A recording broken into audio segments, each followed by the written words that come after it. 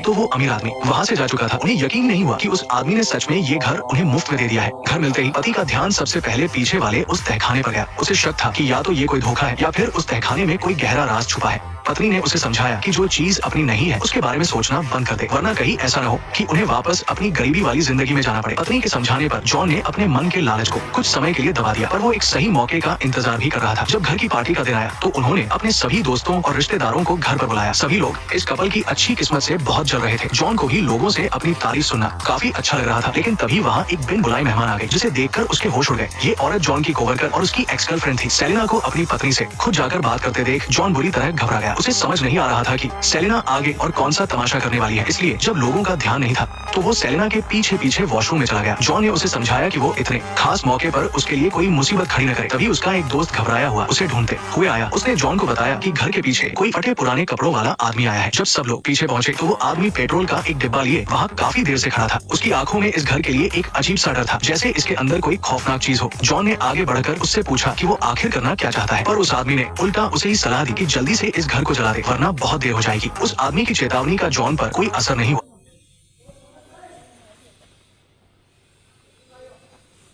उसे तो ये लगा कि वो आदमी उससे जल रहा है क्योंकि उसके पास इतना अच्छा घर है। जॉन को अपनी जिद पर अड़ा देख उस आदमी ने एक गहरी नजर से उसे देखा और वहाँ से चला गया। अगले दिन जॉन हमेशा की तरह अपनी कंपनी में काम पर गया, लेकिन वहाँ सभी कोवर्कर्स उसे अजीब नजरों से देख रहे थे। मैनेजर ने जॉन को अपने ऑफिस में बुलाया। उसने बताया कि पिछली रात सेलिना ने कंपनी में जॉन के खिलाफ शिकायत की है कि वो उसे लंबे समय से परेशान और हैरेस कर रहा था, और ये बात अब सब जगह फैल चुकी थी। कंपनी की भलाई के लिए मैनेजर ने जॉन से खुद ही नौकरी छोड़ने के लिए कह दिया। अचानक नौकरी चले जाने से जॉन का सिर चकरा गया। उसकी अपनी पत्नी का सामना करने की हिम्मत नहीं थी। अपने पति को परेशान देखकर सारा ने उससे पूछा कि क्या हुआ है। जॉन ने बस ये बहाना बना दिया कि सब कुछ ठीक है। मन ही मन वो बहुत दुखी था, इसलिए अकेले पिछवाड़े में जाकर शराब पीने लगा। उसे शक था पिछले कुछ दिनों में जो भी अजीब चीजें हो रही है वो सब इस घर की वजह से, खासकर सामने वाला ये तहखाना। वो जानना चाहता था कि आखिर इसके अंदर ऐसा क्या छुपा है, इसलिए उसके दिमाग में एक खतरनाक आइडिया आया। अगले दिन जॉन दौड़ने का बहाना करके घर से निकला, लेकिन असल में वो अपनी पत्नी से नजर बचाकर पीछे वाले तहखाने के पास गया। उसने अपने हाथों से तहखाने का दरवाजा खोलने की कोशिश की। जब वो नहीं खुला तो वो घर के अंदर से एक सब्बल ले आया ताकि दरवाजे को तोड़ सके। काफी मशक्कत करने के बाद भी कुछ हाथ तो नहीं लगा, उल्टा उसने अपनी उंगली ही जख्मी कर ली। लेकिन जॉन ने हार नहीं मानी और अगले दिन वो इस घर के डिजाइनर के पास पहुंच गया। वहाँ उसने घर के नक्शे मांगने का नाटक किया, जबकि असल में वो ये जानना चाहता था कि इस घर के पिछले मालिक कौन थे। डिजाइनर ने जॉन को बताया कि पिछला मालिक जब से इस घर में रहने आया था तब से उसके साथ बहुत सी अजीब अजीब घटनाएं होने लगी थी। यहाँ तक कि